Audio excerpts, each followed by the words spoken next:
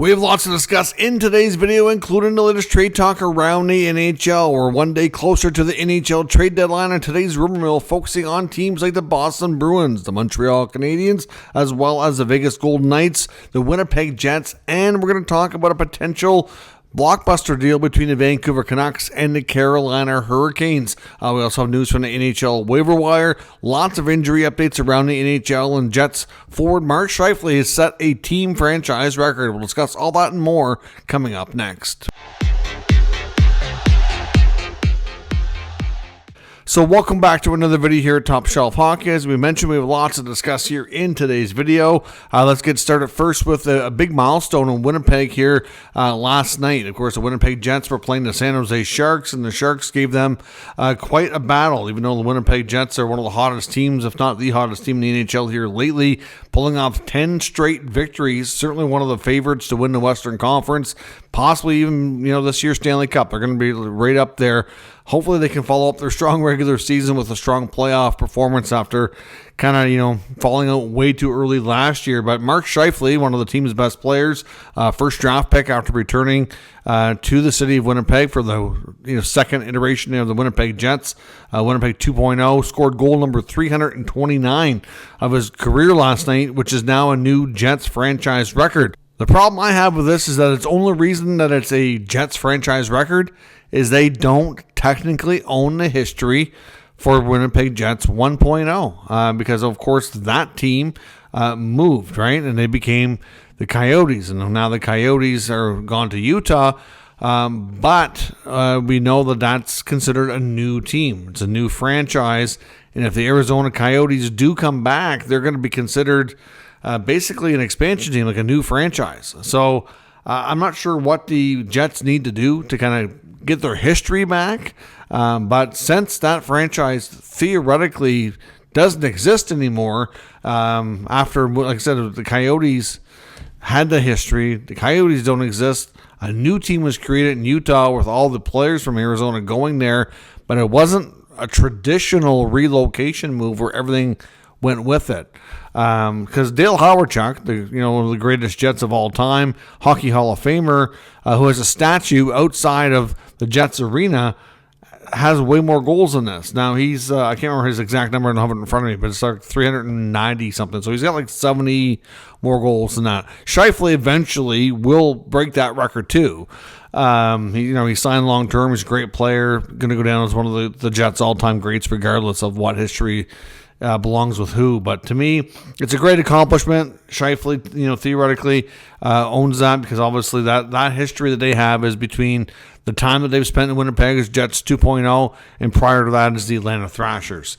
But the NHL really needs to give Winnipeg their history back and have all that kind of go under one banner here, in my opinion. We have more news from the NHL waiver wire today. Another fairly experienced NHL defenseman, and that's Minnesota Wild Travis Dermott. And of course, the Wild picked up Dermott on waivers earlier this year from the Edmonton Oilers. So I'll be curious to see what happens here with Dermott. I mean, he's a serviceable guy who's kind of bounced around, has a hard time finding a steady home here the past couple of years.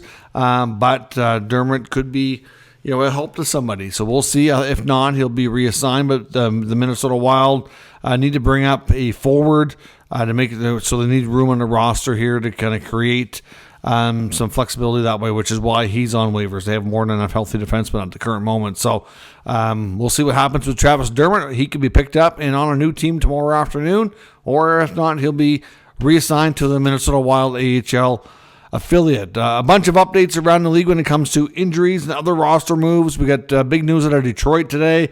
Andrew Copp has had surgery for a left pectoral tendon is what they said, and he needs 4 to 6 months for a recovery. So his season is officially over. I mean, at this point, even if they make the playoffs and go on a deep run, he's more likely not going to be ready for a return. He's probably looking at a late summer recovery at this point. Obviously, it didn't make sense probably for him to try to continue to play if there was any way around that, because it's too much of a recovery here. So his season is over. The Minnesota Wild are going to be without Joel Eriksson Ek, another very important piece there. He's out.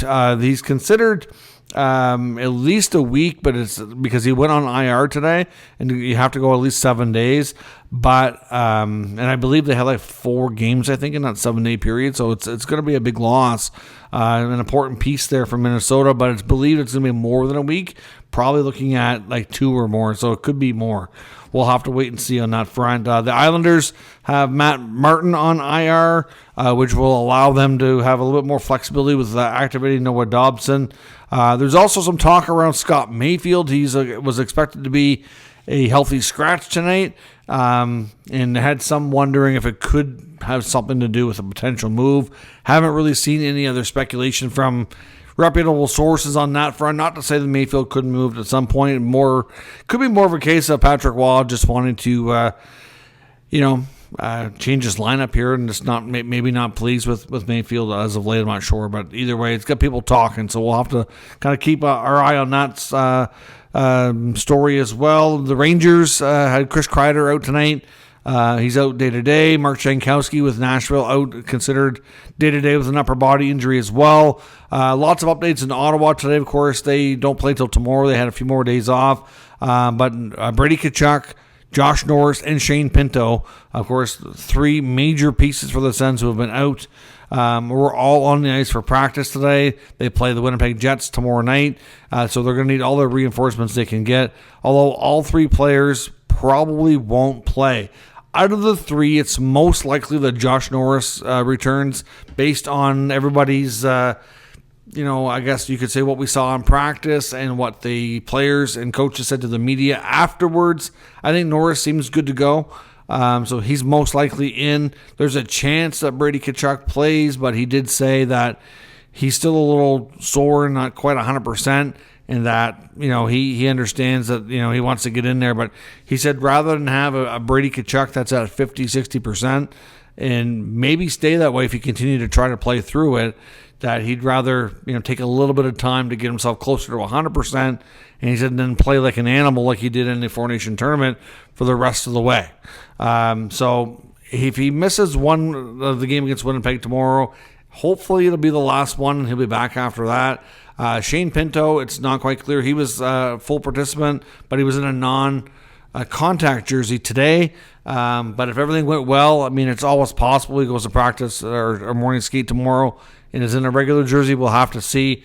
But I think out of the 3, they're getting at least 1 back tomorrow, maybe 2. But either way, it's promising that all 3 will be back very, very soon, with at least some reinforcements coming for Wednesday's game. So we'll have to see about that. Now, lots of trade talk and rumors around the NHL. Of course, it's getting to be a very hectic rumor mill. We got a big deal we want to take a look at potentially between Vancouver and Carolina. Some speculation about 2 big names that are, maybe on a move. Could they be swapped for each other? We'll get into that here in a minute. But first up, Pierre LeBrun on early insider trading on TSN today. We're talking about the Montreal Canadiens. Reiterated that Montreal and Jake Evans are still far apart on a contract. Basically, he reported this like a month ago that they were far apart, and he said there's been no progress. So right now, it's still very much expected that Evans will be traded, but he says Montreal doesn't want to give him away. That they want at least a second-round pick. If teams are only offering a third or a fourth, they're probably not going to get a deal done. But we'll see. Obviously, Evans is having a career season situation where he could be helpful. But obviously, he mentions New Jersey being a team that, of course, has been connected to this player. There's also been some talk about New Jersey maybe being also in on Armia in Montreal. Now, that information also came from some other sources, too, speculating that Evans and Armia could be traded as a combo and that maybe the Devils might offer more than a second-round pick, but Montreal might have to retain some money, especially on the Armia contract where it's a little bit more. New Jersey may have to find a way to move off of the Andre Palat contract. I don't think they've been thrilled with how that deal has aged. So we'll see on that front. But Montreal and Evans, the main point here is that there's been no progress on an Evans contract extension. So again, the odds of a trade just got a little bit higher. And like I said, the latest we heard again is the Devils seem to be the main team that pops up the most. and maybe interested in a potential combo deal for him and Armia. Time will tell if the negotiations go well on that front or not. In Boston, of course, lots of talk about what the GM Don Sweeney had to say here yesterday. Comments from a number of Bruins media members today said Brad Marchand, the captain, who's getting a lot of attention, remains committed to signing, and nothing has changed with him. When he speaks to the media, he still says, I'd love to sign another contract. I want to finish my career here in Boston. But, they're still getting tons of calls on him. Obviously, had a pretty good tournament with the Four Nations, and something that maybe he got a taste of playing a higher level of competitive hockey that he hasn't had in Boston this year, and that maybe that'll make him more open to a move. But at the end of the day here, it's going to take two to tango on a contract. And the Bruins, like I said, I think they have some degree of interest to bring him back. I'm not saying they don't want him, but if they can't get the terms they want, and they're getting lots of calls and lots of interest, at some point Sweeney's going to be like, okay, it's time to turn this roster over a bit more. Maybe they make a move. Now, we know Marchand has some control here as well. One team that keeps coming up is Edmonton, which I know Renaud Lavoie, who's a connected reporter with TVA Sports, he again was talking about Marchand in Edmonton being a good fit. Obviously, McDavid could get a chance to play with Marchand at the Four Nations and can get a firsthand look and glimpse here what he can do and just how important he can be too. So we know Edmonton's probably going to make some upgrades. Could that be part of it? I know New Jersey was also a team that ESPN's Greg Wyshynski had mentioned as being at where he thought would be a terrific landing spot or fit for Marchand if a deal does indeed come together. But again, like I said, everybody's saying Marchand's story's not changing. He wants to stay. But if the contract is not going well, then there's lots of interest. So a trade could emerge. As we've said before, Jeff Merrick first reported that Vegas and Buffalo have been scouting each other extensively. That appears to have still some of that going on. And it's believed that it's a combination of either Dylan Cousins and or Alex Tuch to be their target. Of course, they know Tuch well because he played there as a member of the original team and stuck around for a number of years before eventually getting traded to Buffalo in that Jack Eichel trade. So clearly, and Tuch is a Buffalo area guy. That was a homecoming for him. He was quite happy to go to Buffalo. And the last we had heard as well about Tuch from a guy like Elliot Friedman was that the Sabres really don't want to move him. Now, I don't think they're absolutely out there shopping Dylan Cousins either, but considering where they are in the standings, they're open to talking about a variety of players. We've heard about Bo Byram's name being out there. I saw some reports today suggesting that Mattias Samuelsson, his name has been out there a little bit too, that he might be a player that maybe moves. But again, Vegas and Buffalo have been percolating for a bit, and it's not 100% clear what the outcome of that could be if it does reach a deal, but it's believed Cousins or Tuch are the targets, at least for Vegas. So we'll have to see if that continues. Elliot Friedman also on his latest 32 Thoughts podcast had mentioned out of Utah, Matthias Michelli is a name that you might watch as well. Back, especially when during the Arizona days, he had some productive times there. Not somebody who scored a ton, but it was racked up a lot of assists, good playmaking forward, good skater as well. It's not having as great a year as he'd like to be right now, and certainly has had a bit of times in Utah where he's been scratched a little bit. And according to Friedman, he's a name that's out there as well that we could see potentially moved. I know in Winnipeg as well, Dave Pagnotta, fourthperiod.com, was reporting today that the Jets might not just tinker here a little bit and add some depth, which is kind of what most people have been reporting for Winnipeg, that ideally they'd like to add a number 2 center, but depending on the play of Nemestikov and Adam Lowry, they may not bother. But ideally, that's where they'd want to go. Maybe they just make a depth move. You can never have too many bottom 6 or forwards or defensemen. So, it's hard to say what they do. But Pagnotta's reporting that it's possible that they go after a bigger fish here. And to me, if they're a bigger fish, would be a more solid number 2 centerman. And maybe somebody that can stick around for a bit. I don't know. But he is reporting that if any packages that they're willing to consider making to bring in more of an impact player in to add to their mix, that prospect Colby Barlow is a player that they appear prepared to put on the table to get something done. So not linked to any specific players. I know looking at guys like out of St. Louis, like a Braden Shen, I mean, he's been mostly linked to combination of a few teams like Vegas and to some degree Toronto. I know Toronto media seems to think Braden Shen would be terrific for the Leafs, and I don't disagree, but we haven't heard from a lot of reliable sources that they're seriously interested or not. So time will tell here in Winnipeg, but Barlow could be in play. And as I mentioned, Vancouver and Carolina. We know Elias Pettersson, that situation seems to get worse by the day. And we know that the Hurricanes, at the very least, they appear to be a little nervous on what's going to go down with Rantanen. They've made their, what appears to be a great pitch. Elliot Friedman reported that it wasn't $14 million and it wasn't $12.5. He thinks it's somewhere in between. So probably around $13 or so million on a long-term deal. And he's yet to sign. And a lot of that is not that he won't or refuses to. That's not a fair assessment yet.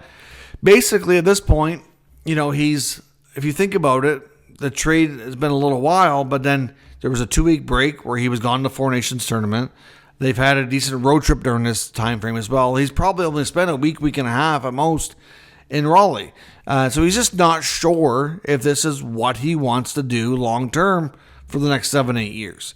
So some people say that he has a couple of teams in mind that if he was with them, that he probably would sign like lickety split, but no guarantee on that. A little nervous, if you will. And there is some that believe that if they don't get a deal done by the deadline, that he could be on the move. Well, then they circle back to Vancouver, and before the Rantanen trade, if you remember, this is what's got people talking, is that the Hurricanes were reportedly they had multiple blockbuster deal trade dialogues on the go. Okay, they were talking to the Avalanche about Rantanen. They were talking to the Canucks about Pettersson. They've been interested in Pettersson for a while. Even go back to last season, before Pettersson signed, there was belief that the Canucks pressured him to sign because, again, if he wasn't going to sign, they were going to consider moving him. They had a legit, serious offer made by the Hurricanes that they wanted to consider, that they were prepared to do if it came down to it. And they brought this to Pettersson and said, listen, we have a serious offer that we have to really seriously consider here. We'd rather keep you, can we get you to sign? And he did. So, he gets locked in. No, really, it's been mostly downhill since that happened. I mean, we saw all the JT Miller stuff, which led to Miller's departure. And really, since Miller's left, things have not gotten better. And then all the stuff that happened there in the last day, again, with his conversation with Ian McIntyre, talking, and rather than take ownership of his lack of productivity or his poor play, just says that, it's the media's fault. There's also some that say he doesn't have a great relationship with the Sedin twins. I can't confirm that myself, but I know there's people out there that believe and think that. Obviously, both all from Sweden. Not that means they're going to be friends or get along, but clearly, a relationship issue there that might exist. So you factor all that stuff in. And we know the Canucks are frustrated. We've heard the comments from Rick Tocchet saying how he doesn't move his feet. He's not going to the net. He's staying on the outside, not shooting a puck. They kind of need to get the brain reset. I still think it's all between the ears. I can't imagine the talent would suddenly leave or that he would forget how to play at that level.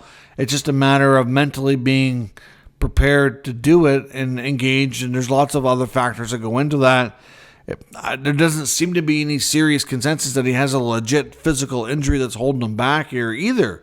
I know some think that there is, but I don't know that there's really any verifiable proof of that. So clearly you got to wonder if the Hurricanes are that nervous on Rantanen, if they circle back to Vancouver, who Pettersson was like their second choice. They don't have to worry if Pettersson's going to sign and stay. He comes with a mega contract, right? And he'd be a little cheaper than what Rantanen's looking for. So it's got people thinking that maybe they revisit this here. And if Vancouver really wants to get a deal done for Pettersson before his no-move clause kicks in July 1st, I mean, they'd have to be sure, though, right? You'd have to think that in order for this to happen, the Vancouver Canucks would have to have some conversations with Rantanen and his agent and hammer out an extension, right? Like if Rantanen's hesitant to give that extension to Carolina, would he give it and sign in Vancouver? And if he would, maybe we see a swap here.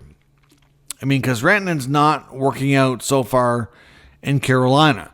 Again, small sample size. You got to be careful.